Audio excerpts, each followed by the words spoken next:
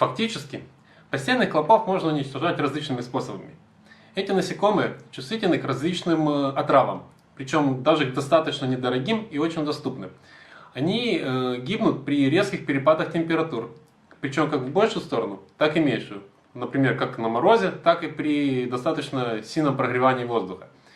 То есть они не обладают какими-то сверхъестественными способностями, и у них нет какой-то повышенной живучести. Их можно травить, их можно вымораживать, их можно уничтожать высокими температурами, их можно различными способами отладывать и просто механически их убивать. Все дело только в том, что те или иные способы уничтожения клопов имеют различные недостатки. И если у некоторых способов эти недостатки в принципе терпимы для человека, который с клопами борется, то у других способов такие недостатки могут быть настолько существенны, что не позволяет вообще их применять в квартире или не подходят для конкретного человека. Тем не менее, существует ряд методов, вполне эффективных, достаточно безопасных, которые могут применяться в домашних условиях, в том числе и людьми, которые встречаются с клопами первый раз в жизни их травят и в принципе не являются профессиональными дезинсекторами. Интересно, что среди таких методов существуют малоизвестные и очень оригинальные, которые тем не менее дают хороший результат, и поэтому о них тем более стоит сказать. Начнем с самого первого способа, самого известного – уничтожения клопов инсектицидами и аэрозолями. Он заключается в том, что места скопления клопов, сами насекомые, их гнезда, их укрытия, поверхности, по которым клопы бегают, обрабатываются специальными жидкостями, содержащими мощные травы. Этот способ хорош тем, что при его применении можно буквально за несколько часов уничтожить всех клопов в помещении, вне зависимости от того, как много их здесь живет и где они здесь прячутся. Пожалуй, главный недостаток этого метода – его трудоемкость. При такой аэрозольной обработке помещения нужно очень тщательно, очень внимательно обрабатывать абсолютно все поверхности и все щели, в которых могут прятаться клопы. То есть аэрозоль наносится на поверхности стен, на поверхности всей мебели, на внутренние поверхности шкафов, диванов, кроватей, на различную мягкую мебель, на все плинтуса. Грубо говоря, аэрозоль нужно нанести на все предметы, которые есть в доме. Для этого требуется всегда двигать мебель, перемещать ее с места на место и добираться даже к тем укрытиям клопов, которые находятся в очень труднодоступных местах. Все это тяжело. К тому же, такой способ обработки сопряжен с риском, пусть и небольшим, отравления инсектицидом самого человека. Вероятность такого отравления зависит как от самого средства, так и от того, насколько строго человек соблюдает меры безопасности по применению препарата. Тем не менее, именно из-за вероятности отравления инсектицидом многие люди боятся применять аэрозоли и пытаются использовать какие-то другие средства и способы. Аэрозольная обработка бывает разной. В самом простом случае человек покупает баллончик с уже готовым раствором, который просто распрыскивается по всему помещению. Можно купить концентрат эмульсии меньшего объема, который разводится водой, получается значительно большее количество рабочего раствора, и уже этот концентрат заливается в пульверизатор, домашний, технический, любой. И из пульверизатора наносится точно так же на все поверхности. Профессиональные дезинсекторы часто используют так называемый холодный туман, в котором капли инсектицидного аэрозоля оказываются значительно более мелкими, чем при простом распрыскивании, а соответственно они дольше находятся во взвешенном состоянии в воздухе, более эффективно проникают в укрытие клопов и более эффективно их уничтожают. Однако генераторы такого холодного тумана очень дороги, и для разового домашнего применения приобретать их нецелесообразно. Как правило, тщательной, внимательной обработки всего помещения простым инсектицидным раствором с простым пульверизатором достаточно для того, чтобы уничтожить здесь всех клопов. Другой способ борьбы – отравление клопов специальными порошками. В народе их еще называют дустами, что, кстати, не совсем верно, но в принципе не играет особой роли при борьбе с клопами. К таким порошкам относятся феноксин, чистый дом, пиретрум и многие другие их аналоги. Даже известны способы эффективного выведения клопов с помощью истолченного в порошок мелка Машенька. А к этой же группе средств можно отнести порошок Экокиллер на основе диатомита. И не травит клопов, а приводит к обезвоживанию их и гибели от потери жидкости организмом. За счет этого он более предпочтителен для домашнего применения. При той же эффективности, как и у инсектицидных порошков, он более безопасен для человека и домашних животных. Тем не менее, все дусты значительно менее эффективны против клопов, чем аэрозоли. Это связано с тем, что дусты работают пассивно и позволяют уничтожить клопов только тогда, когда клопы по ним пробегают. Соответственно, если клопы в таком порошке не выпачкиваются, то и гибнуть они не будут, вне зависимости от того, как много этого порошка находится в помещении. На практике очень сложно вывести порошками клопов, которые поселились в кровати или в диване, потому что крайне тяжело заставить их перемещаться по дусту, если им нужно пробежать с одной стороны матраса на другую сторону. К тому же, если порошки рассыпать в кроватях или в диванах, они будут здесь пылить и могут привести к попаданию дустовой пыли в дыхательные пути человека и к отравлению. Как результат, дусты чаще всего применяются в качестве барьерных средств, которые рассыпаются на местах возможного перемещения клопов, на маршрутах их перемещения. Это позволяет уничтожать насекомых с наименьшими усилиями со стороны человека. Третий способ. Пожалуй, один из самых старых и один из самых известных в народе. Вымораживание. Он очень хорош тем, что практически безопасен для человека, но при этом очень эффективен.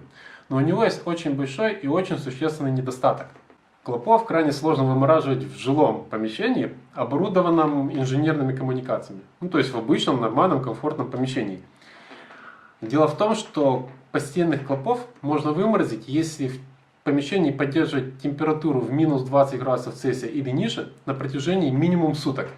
Понятно, что при таком морозе здесь, в помещении, в трубах, канализации, отопления и водоснабжения замерзнет вода, что приведет к разрушению этих труб. Да и различные отделочные материалы на стенах, на потолках и на полу не выдержат таких скачков температуры.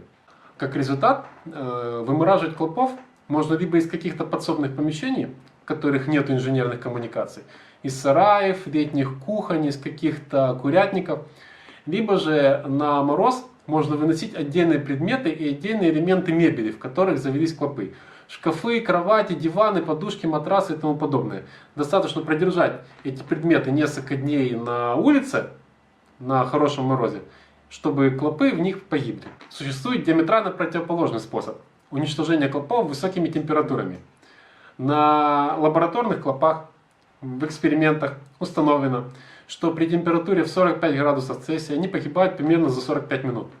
И взрослые клопы и личинки при температуре в 52 градуса Цельсия гибнут уже за 10-15 минут. Соответственно, если с помощью очень мощного тепловентилятора воздух в помещении прогреть до 50-55 градусов и держать температуру на этом уровне в течение 2-3 часов, то живых клопов здесь не останется. Однако, такие тепловентиляторы применяются очень редко, потому что они дороги, и не всегда их покупка рентабельна даже для крупных дезинсекционных служб. Тем более для домашнего разового применения их покупать совершенно нерационально. Тем более повышение температуры до 50-52 градусов в помещении может привести к повреждению здесь различных отделочных материалов. Чаще клопов пытаются уничтожать с помощью парогенераторов, иногда даже простых, бытовых. Это на самом деле очень старая практика, потому что клопов уничтожали паром еще в средневековье, когда их просто ошпаривали из чайника кипятком или самим паром. Без особого, кстати, эффекта. Дело в том, что если паром обработать конкретное гнездо клопов или вот само насекомое, то да, и насекомые, и их личинки в гнезде погибнут. Однако большинство гнезд клопов находятся в настолько укромных местах, в таких щелях, куда загнать струю пара из парогенератора или из того же чайника крайне сложно. Пар остынет до того, как дойдет до глубоких мест в этом укрытии и осядет на поверхности. Соответственно, большинство клопов останутся в живых и не погибнут. И всех клопов в помещении уничтожить с помощью такого пара крайне сложно. Есть еще очень интересный способ с использованием липкой ленты. Он заключается в том, что в зараженном помещении люди перемещаются на несколько ночей спать с кровати на пол. Кладут здесь, например, надувной матрас, а вокруг него сплошной линией по периметру выкладывают липкую ленту от мух. Эта лента очень недорогая и позволить себе такую защиту может практически каждый человек. Постельные клопы ночью, не найдя человека на кровати, начинают искать себе добычу, ориентируются на запах углекислого газа, который люди выдыхают, либо на запах просто тела человека. Что, собственно, они и делают практически каждую ночь. Соответственно, они бегут туда, где спят люди, бегут к надувному матрасу на полу и возле него липнут на липкую ленту. Так вот, каждый постельный клоп питается примерно раз в 3-4 дня. Некоторые клопы питаются чуть чаще, некоторые чуть реже, но в целом, если переместиться спать на пол и обложиться вот так вот клейкой лентой, то за первую ночь на ней погибнет часть клопов, на вторую ночь погибнет еще часть, и примерно за 10-12 дней здесь практически наверняка на этой ленте останется практически вся популяция клопов, и взрослые насекомые, и их нимфы, которые вообще жили в помещении. Если при этом в помещении не проникают клопы из каких-то других квартир и домов, то по сути на этом борьбу с клопами можно будет считать оконченной. Отдельные умельцы прикрепляют такую липкую ленту на края простыней на кровати и даже не перемещаются на пол, а спят на своих обычных кроватях. Но это значительно сложнее, и такой способ можно отнести к способам для особо увлеченных. Наконец, известны отдельные случаи эффективной борьбы с клопами, когда люди брали широкие полиэтиленовые ленты и заматывали в них все матрасы, все диваны и кровати в помещении, а ножки диванов и кроватей полностью обматывали лавсановой лентой. Клопы, в отличие от рыжих тараканов, не могут забегать вверх по полиэтилену и лавсану. Соответственно, где бы они ни жили, они не смогут подобраться к спящему человеку ночью и не смогут попить у него крови. Поэтому со временем клопы либо гибнут от голода, либо уходят в другие помещения. Однако на практике применять такой метод крайне сложно и дискомфортно. Дело в том, что клопы, как и другие паразитические насекомые, могут очень подолгу голодать, до 6-9 месяцев. Следовательно, если даже все постели обмотать полиэтиленовой пленкой, через полгода и даже больше в помещении могут оставаться живые клопы. А спать 6, 7, 8 месяцев на скрипящей от полиэтилена постели не очень удобно. И, разумеется, многие люди умудряются вывести клопов у себя из дома с помощью дедовских народных средств. Скипидара, уксуса, денатурата и им подобных.